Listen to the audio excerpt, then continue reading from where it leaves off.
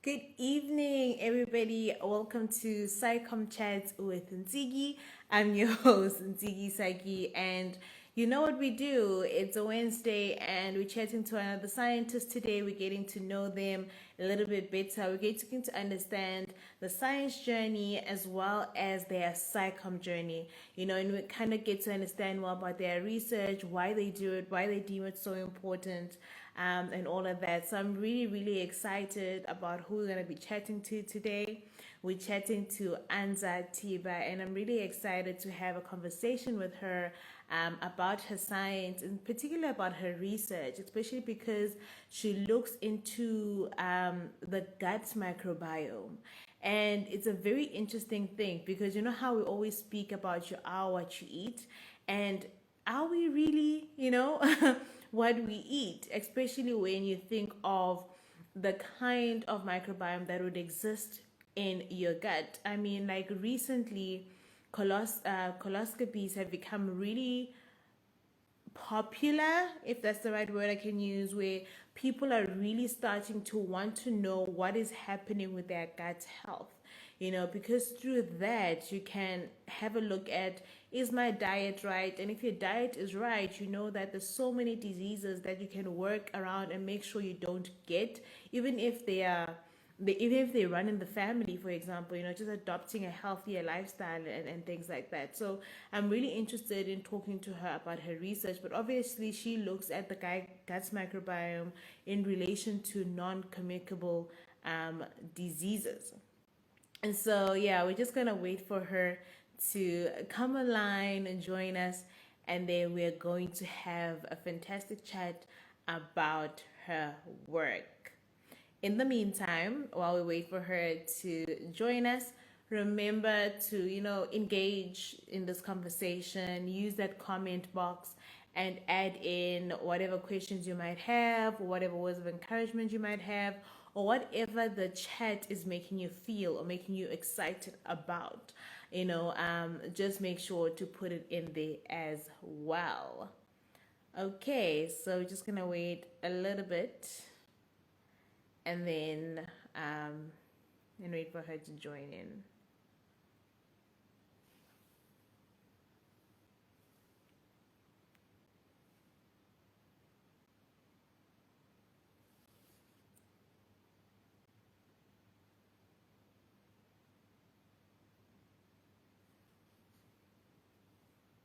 Okay, so let's just bring Anza on and all right.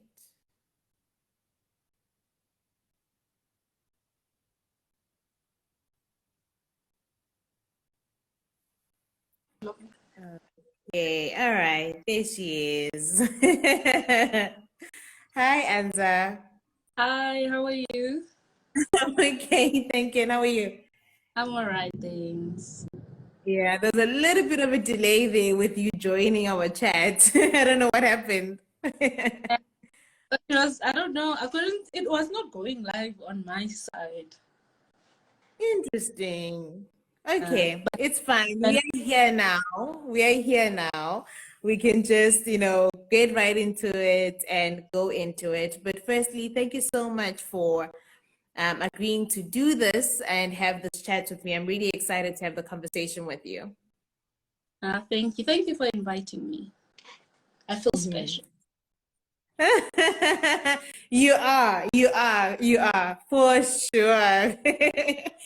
So, Anza, let's get to know you a little bit, before we get into all the nitty-gritties about your science and your science communication and all of that.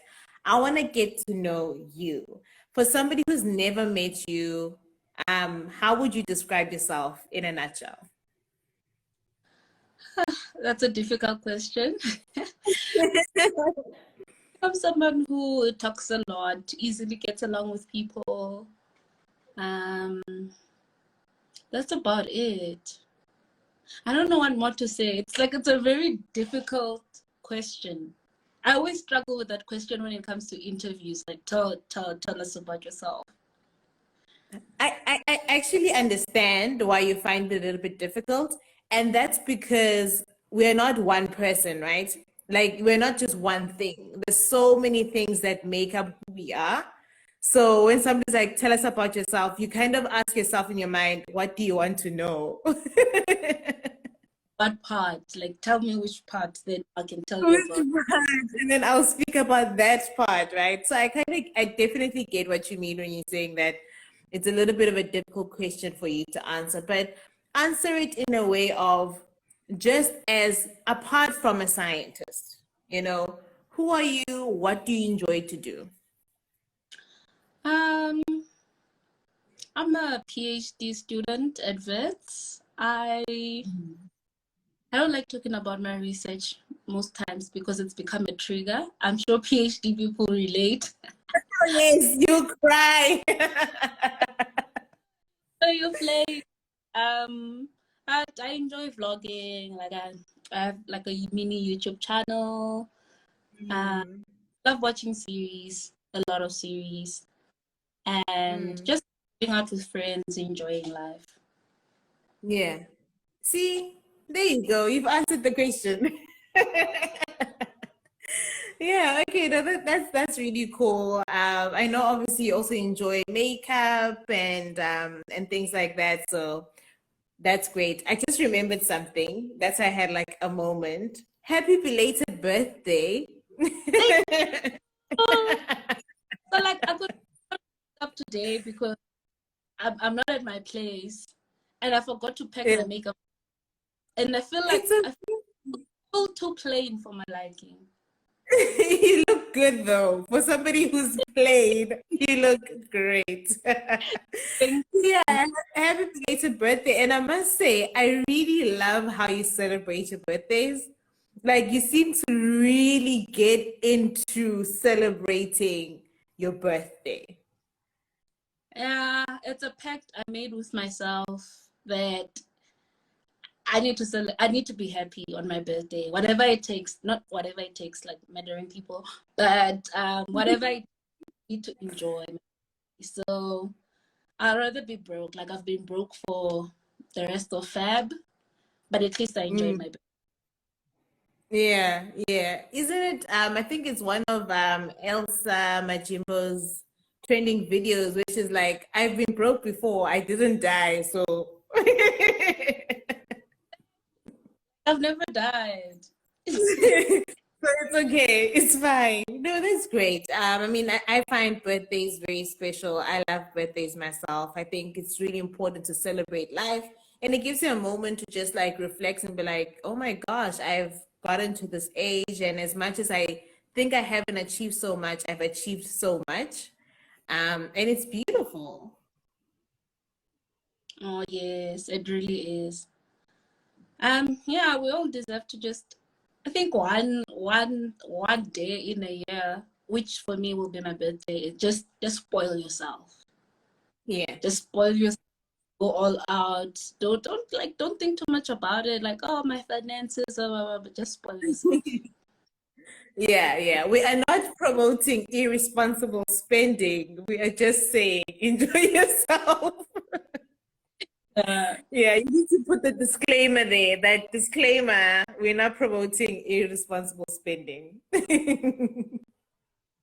yes.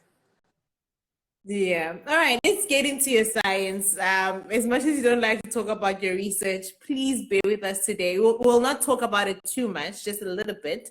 But yeah, let's get into your science. Firstly, how did you end up in the sciences? So I think just growing up, I've just been curious about science, especially like this microbes. I just didn't understand how a whole human being could be defeated by something that we couldn't see, you understand? So I was really fascinated and I knew that I needed to study this to have like a deeper understanding.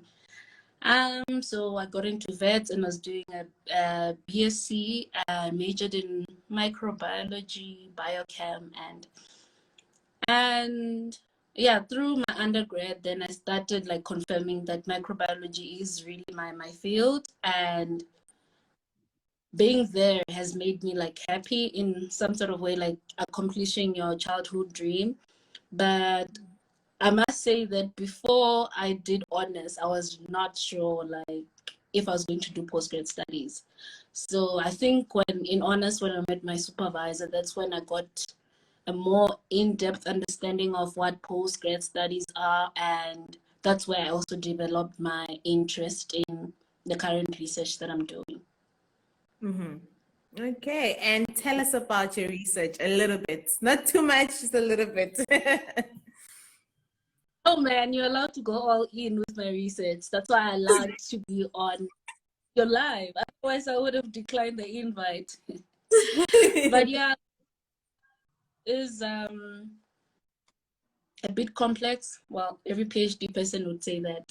So I'm looking into the bacteria that resides in our gut, so in your stomach, in the intestines, down the GIT tract, and I'm trying to find a link between those with blood pressure regulation. So in my study, I have two study groups. One is hypertensive and the other ones have normal blood pressure. So what we do is that we collect fecal samples from both and then analyze the bacteria that we can find. But now I'm also adding a new component, which is the fungi. I'm not sure if I'll look at the viruses, but it's almost like all the microbes that you can find in the gut. So once I've found the link, then I have to then investigate what that link is, and how these microbes are actually being involved in blood pressure regulation. And that requires a whole lot of bioinformatics and a lot of work. Doesn't it all require a lot of work? It, You see, the focus is hypertension. Why? Why hypertension specifically, though? because Black people are dying of undiagnosed high blood pressure. So, Mm. um, high blood pressure was known to be like a white disease or a disease of the Western world. But now, because the world has been so westernized, and us as Africans, especially the sub-Saharan region, we have been westernized more than the other countries. So we've adapted like a hectic change in our diets or in our lifestyles. For example, now people in Joburg, I know myself when I'm in Joburg. When I'm lazy to cook, McDonald's is there. I can get pizza, I can get anything. When I'm not in the lab, 90% of the time I'll be working. Most times I work from my bed or work from my chair. So it's like a sedentary lifestyle. I am barely active or anything. So that has influenced how that change, not only in diet and like just westernization, has just influenced high blood pressure as a whole. So, and also salt intake, I guess. We're starting to take like a whole lot of salt, like salt intake in our food. But I guess that's what comes with having more takeaways. Um, and the other sad thing is that looking at our population, Black people, a lot of them live below the poverty line. So like a majority, I think it's more than 50% of Black people. So if they have hypertension and rely on the public health system, we all know how overburdened the public health care system is. Will they ever get a chance to be diagnosed, be treated with hypertension? Are they even aware of hypertension? So it's things like that that have motivated me into getting into this research and invest like a lot of my time into it. Mm, mm. Just before we continue, just in case you have people watching who are a little bit curious, how would you define hypertension? What exactly is it? It's so it's a long-term um, it's a long-term disease. So when your blood pressure is high for an extended amount of time. So in clinical terms, it's the force of a blood against your arteries long term. So it has to be consistent for a long time for it to be high blood pressure. So it's measured. It has two measuring units. I know when the doctor or nurse puts that squashes your arm, there'll be two readings. top one and the bottom one. The top one is slightly a bigger number, so it will be like 120, 111, and the bottom one will be 60. So those numbers measure, the top one is called systolic blood pressure, and the bottom one is called diastolic blood pressure.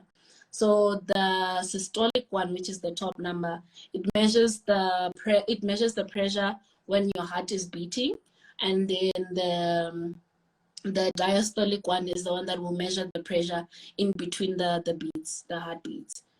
So I think right now, because it's there's level 2, there's different kinds of high blood pressures, and constantly changing to adapt to the world, obviously, because the world is forever changing. I think currently high blood pressure is anything above 140 over 90, if I'm not mistaken. Yeah, somewhere there. You stand to be corrected. It's okay. For now, you are the expert here. So for the rest of us, we're like, yeah, whatever she says is right. So it's fine. So it's fine. Okay, that's interesting. And you obviously, I'm assuming you're looking at gut microbiome because you spoke a lot about what we eat and Yes, how yes, yes. that contributes to then the hypertension. Like, Yes. just obviously to make it really simple and to make sure that we understand, because again, this is a science communication platform, right? So is it, you can obviously correct me if I'm not understanding it right. Okay. So the food that I'm eating, whether if it's high in fat, high in salt, and all of these things, what exactly does it do to my arteries and stuff that it would cause high blood pressure? Like, is it because of the amount of fat that's there? What exactly is causing that number to change? Okay, so I'm not looking into the effects of diet on blood pressure. I'm Like, looking specifically at the microbes. there's a But I difference. Yeah, that's the difference. But we've just not even a study, like a literally, we've done a review, which we should be publishing soon, where we looked at how diet influences blood pressure.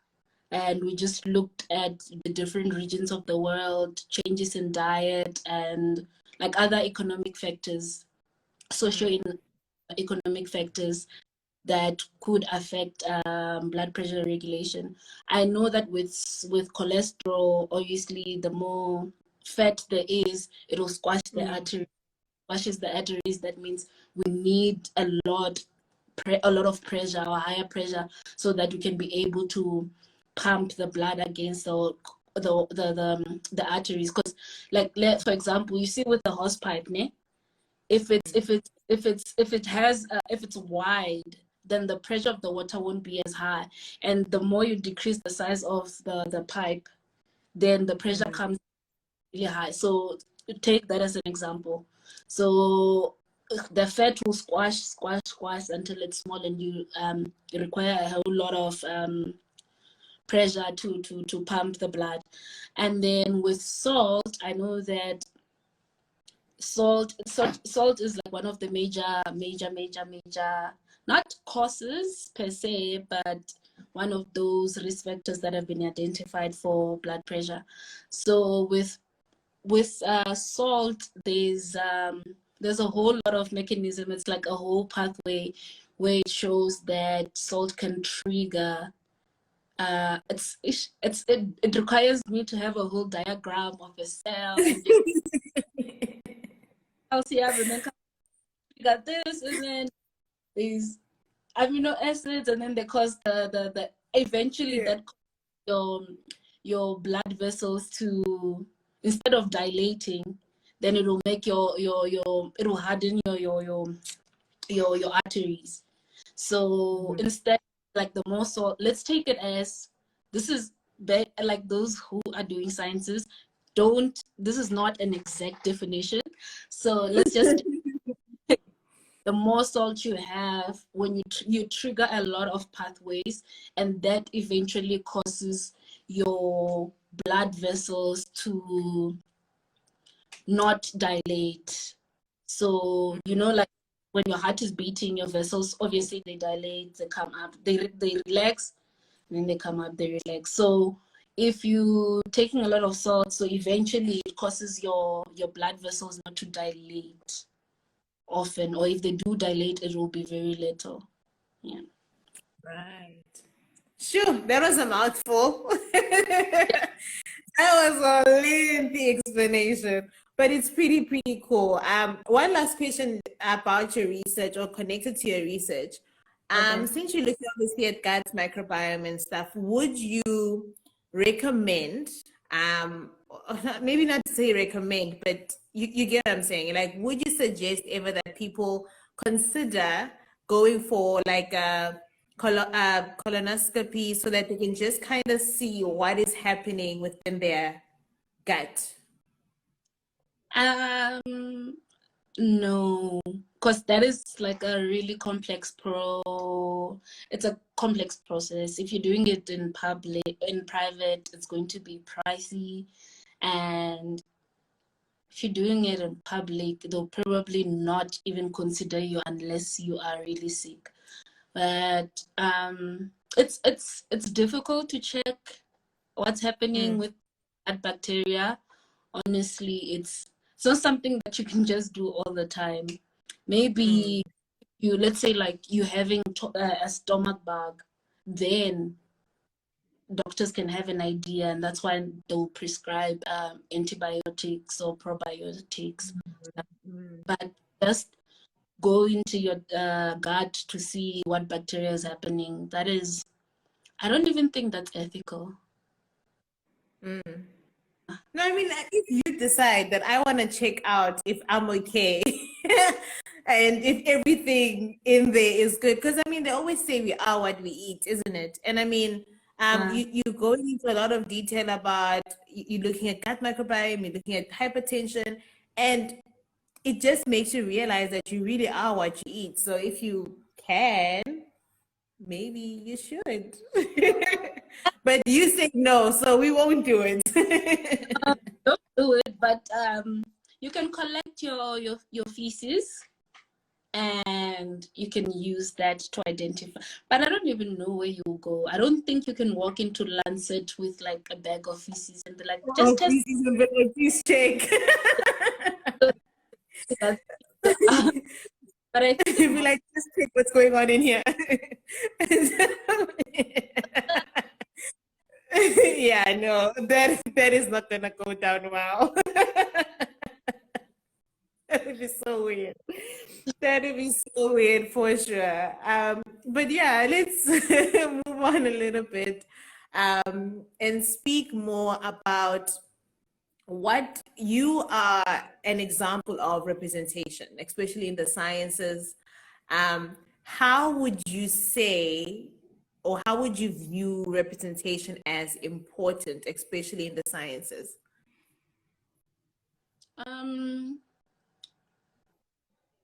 It's important to inspire other people. It's important for awareness.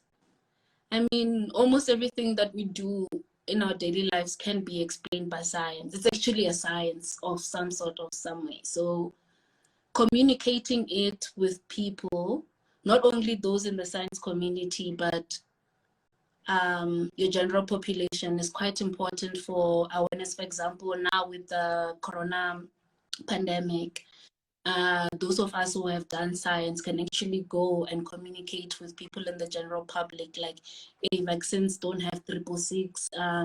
This is how vaccines are made. This is how they will help you. And it's also besides the pandemic, it's also good to let people know why certain things happen. You know, a lot of people always have questions, and feel like us in the lab space, in the science place, I've got a lot of answers, but most times we're not given the opportunity to talk to people about it. You know, that's why I would thank people like you, who have such a way we can actually talk about some of our research, which is like really important, to be quite honest. So that's why I do it personally. But more importantly, I think to inspire other young Black girls from rural areas that you can actually follow this. It's not as hard as people say it is. You can actually get there. You can do a PhD at Wits University even when you come from rural places. Um, I think myself, like if my younger me would have loved to see a black person talk about a black woman talk about science, like when they're from university. So that's the reason, one of the major reasons why I do it. Mm. And speaking of, obviously, you're saying a young, like when you were younger, you would have loved to see that. So are you saying that when you were younger, there was absolutely nobody who you could look up to and be like, oh, I would like to be like this person? And if you didn't have that person, how then did you decide to become that person? Because obviously, I know you mentioned your interest in science and so forth, but then how do you switch on that of, I want to be the person I've never seen? You know what I mean? Um, I, that, I come from a rural village in Limpopo, like a rural where we don't have network, kind of rural. But luckily, I went to school in town.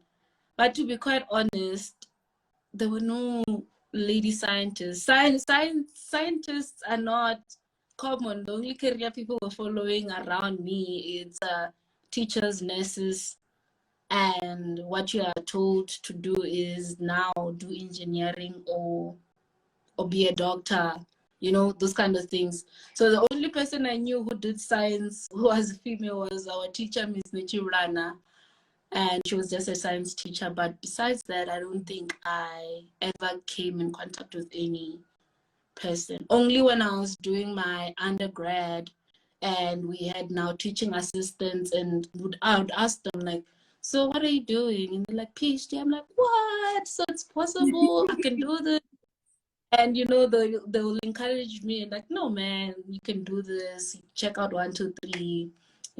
So it's one.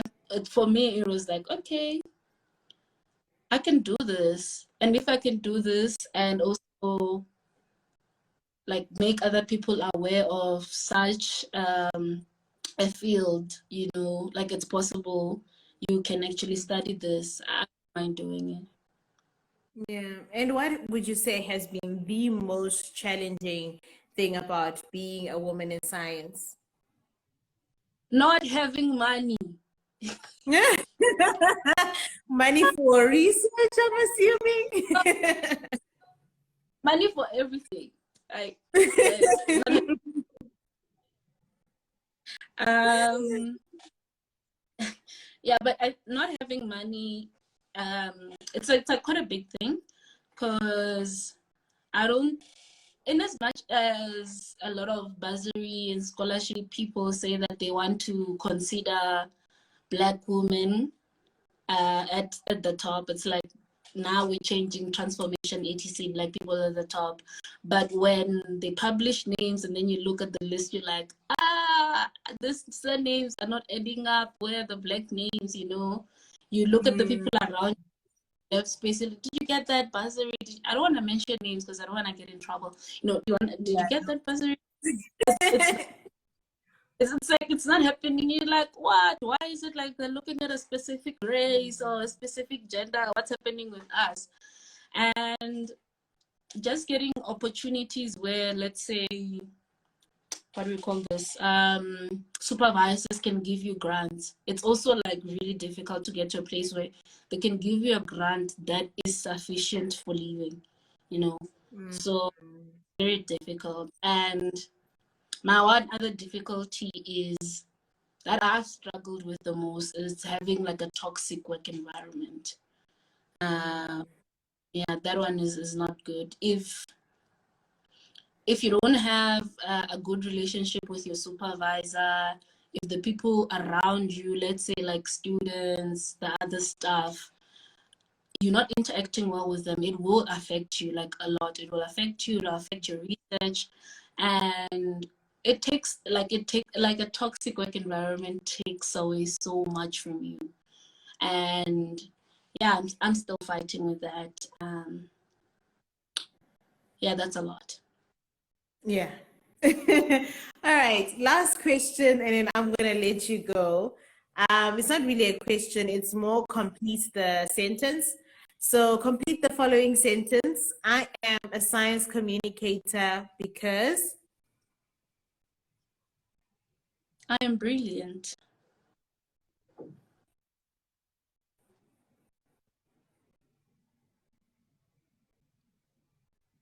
It's frozen.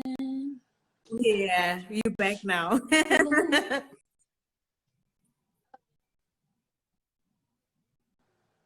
Ooh, it's Yeah, is it also yeah, I think it's frozen? giving up for now. But yeah, I was just asking, just to complete the sentence. I'm a science communicator because I am brilliant. yes. Is that it? Full stop.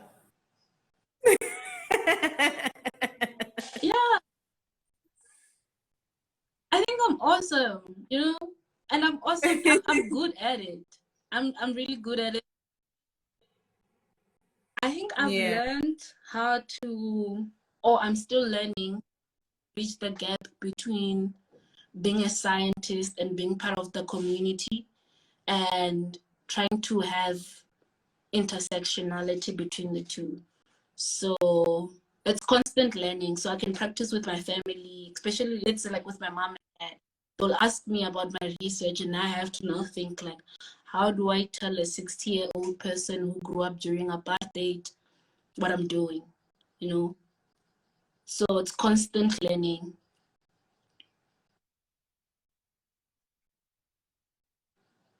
Continue to learn. And I really hope that we all, embrace continue learning.